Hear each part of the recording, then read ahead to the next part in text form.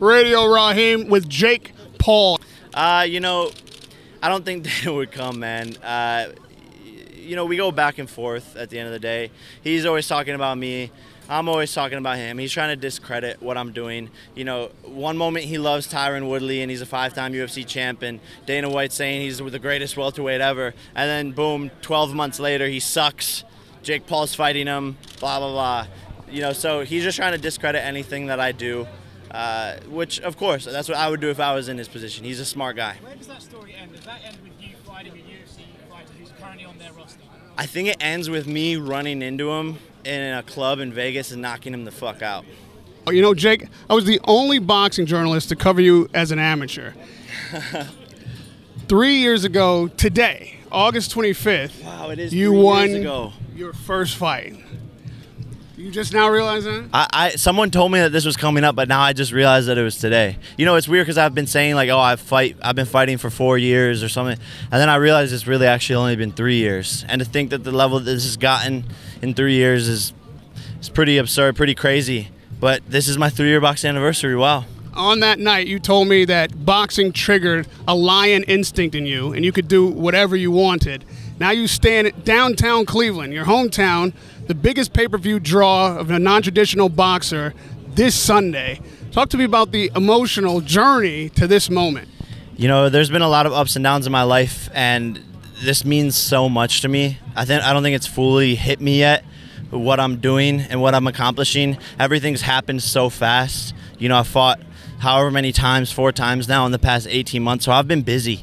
I haven't really had time to reflect. That's why at the workout just now I was sort of just looking around, like this is the city that built me, crafted me into who I am, and I was trying to soak it all in because I don't think you live moments like this twice. This is a once-in-a-lifetime opportunity to come back to my city and have a massive fight and to put on an amazing show and to inspire the young kids here. So it's been a crazy journey, and I feel like it's so much has happened, but I also feel like I'm just starting. And lastly, Jake, a moment like this, it doesn't come from most athletes.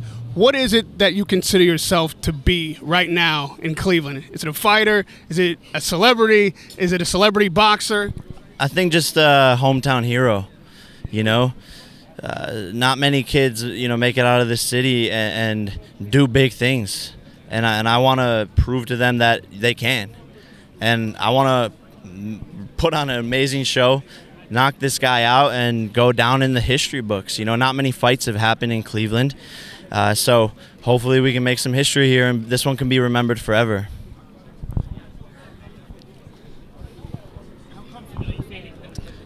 I think it'd be better, you know, face Canelo. You know, I think he's in his prime. And I seen what Yildirim, the Turkish warrior, did. He quits in the corner. That guy isn't nearly as athletic, as fast, as determined as I am. So why can't I go in there against Canelo? Final one from me. Obviously, Tommy Fury on the card. A lot of talk about the pay-per-view. If you'll ever meet, will you be tuning in, watching his fight? You know, I think it'll be on in the locker room while I'm warming up before my fight. He's fighting my sparring partner. I think it's going to be a good fight. I'm excited to see his skill. I'm excited to see how he performs under pressure. He's never been at a stage like this. He's never been in the U.S., and he's got a tough fight ahead of him. Hey, Jake, that hit list that you put out, you added extra names like a Gervonta Davis. You put a nice tweet out there, you know, based off the plane thing, but is that a thing, both of you guys pay-per-view, you know, Showtime fighters, or is that just kind of a little fun? You know, it could be a thing. It could be a thing. You know, who else is a big boxer out there that is becoming a household name, that is young, active, and can actually sell pay-per-views? So that's why I put his name on there. And I know I would beat him, right? You saw what my brother did to Floyd. Gervonta's no Floyd, and look at the size difference. So, you know, if Gervonta wanted that, he can get that any day of the week for sure. Jake, were you surprised by Jorge Masvidal's prediction for this fight against Woodley? I wasn't surprised by Masvidal. You know, that he has the same managers as Woodley, and the guy's kind of an airhead. Like, let's be honest, Masvidal's not smart. Does anyone here listen to a Masvidal interview and go, wow, that guy's intellectual and he's a smart guy, and the way he talks, he's very well spoken. I don't think anyone says that. He's a, you know, street fighter gangster who got knocked the fuck out in his last fight, so maybe he's losing a couple of brain cells. Is that a future fight, do you think? I would love to fight Masvidal.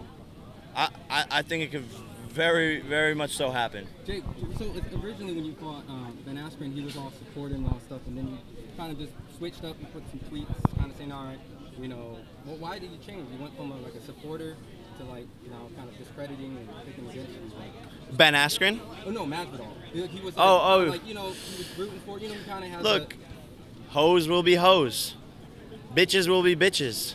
If you want to switch up and act like that, one moment he's my friend, texting me saying, yo, let's train, yo, let's do a video together, yo, can you come to my bakery down the street, I want to do a little thing with you, and then, oh snap, all of a sudden he wants to switch up. Cool. That's not how I was raised, not here in Ohio. If I'm your friend, I'm your friend, but if he wants to switch up, hoes will be hoes. Yeah, you know, I think that'd be cool. I'm just gonna be me, and people can turn it in and, you know, see and interpret it however they want to interpret it. But I'm always going to be me. I'm having fun, and I think the people, the legends, the OGs, the smart ones, you know, the Mike Tysons, the Evander Holyfields, the Charlo brothers, they've all shown me love. They've all shown me respect. They've all sort of taken me under their wing.